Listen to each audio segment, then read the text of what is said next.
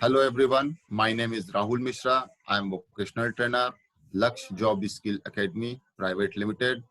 I appointed Government Higher Secondary School Pathariya, district Mungeli, Chhattisgarh. आज का मेरा टॉपिक है अकाउंट ओपनिंग ऑफ बैंक। तो बैंक में खाता खोलने के बारे में मैं आज आपको बताऊंगा। बैंक में खाता खोलना उतना कठिन नहीं है जितना कि हम में से कुछ इसे मानते हैं। एक बार हम खाता खोलने के लिए उठाए जाने वाले कदमों से परिचित हो जाते हैं तो यह एक बहुत ही सरल प्रक्रिया बन जाती है।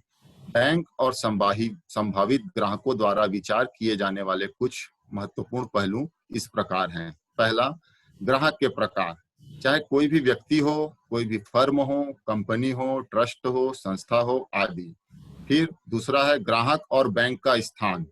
तीसरा है ग्राहक की पहचान और प्रोफाइल, चाहे उसके आय, पेशा, वित्तीय स्थिति आदि के बारे में जानना।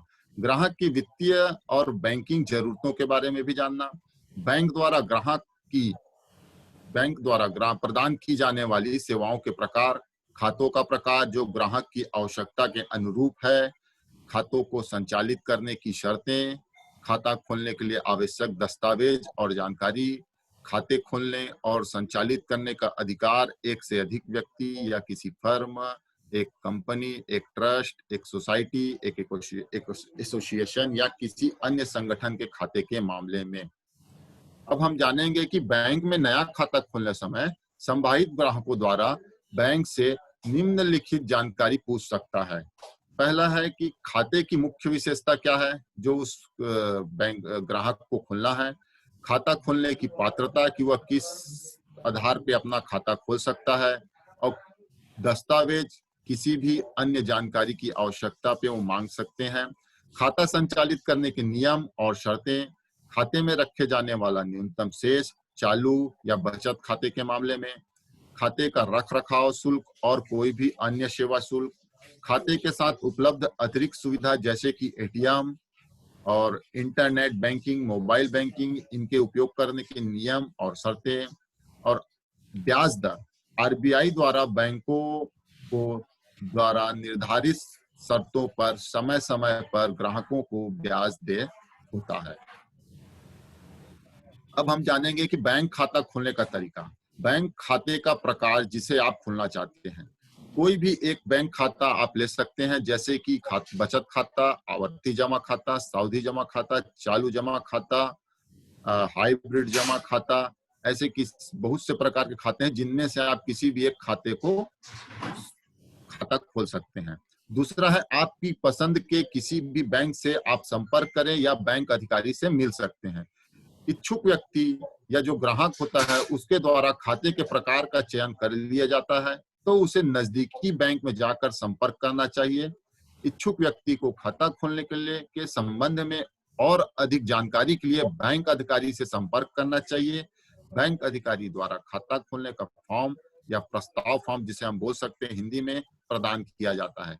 अब बैंक में खाता खोलने का फॉर्म, जिसे हम प्रस्ताव फॉर्म कहते हैं, उसे कैसे भरें। अब खाता खोलने का फॉर्म विधिवत भरा होना चाहिए। जहां कहीं आवश्यक हो वहां अपना नाम, पता, व्यवसाय और अपने हस्ताक्षर और अन्य विवरण के बारे में आवश्यक विवरण भरना चाहिए।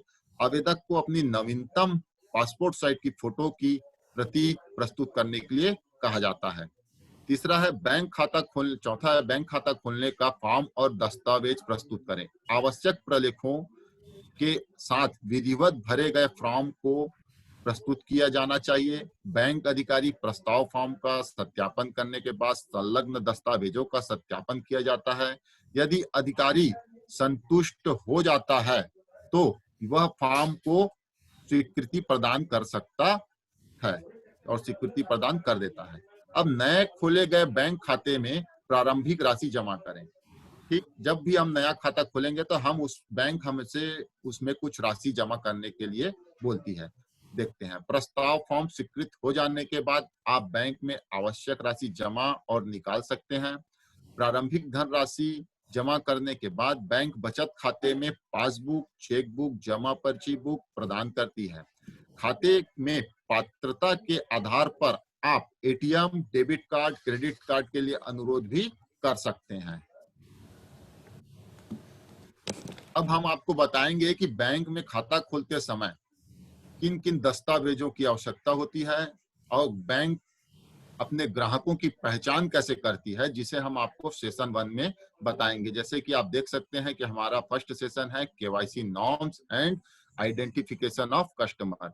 तो केवाईसी के बारे में हम जान लेते हैं कि केवाईसी क्या है। केवाईसी का पूरा नाम है नाउ योर कस्टमर, जिसे हम हिंदी में अपने ग्राहक को जाने कह सकते हैं।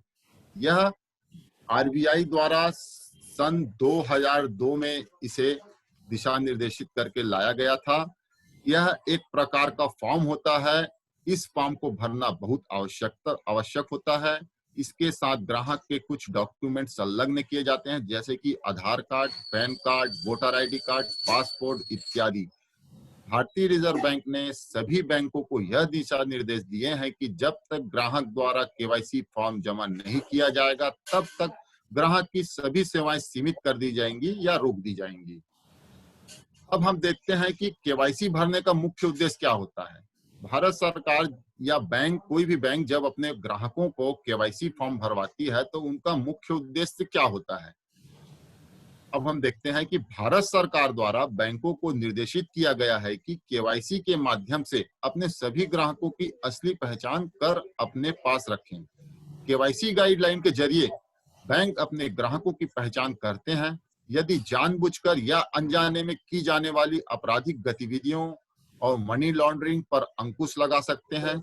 इस बात से कोई फर्क नहीं पड़ता कि आप केवल बचत खाता ही खोल रहे हैं और बहुत कम राशि जमा करवा रहे हैं। किसी भी बैंकिंग लेन देन के लिए केवाईसी फॉर्म भरना अनिवार्य है। केवाईसी भरने का मुख्य उद्देश्य यह सुनिश्चित करना है कि जाने या अनजाने में आपराधिक तत्व बैंकिंग प्रणाली का अनुचित प्रयोग अपनी गतिविधियों के लिए ना कर पाए।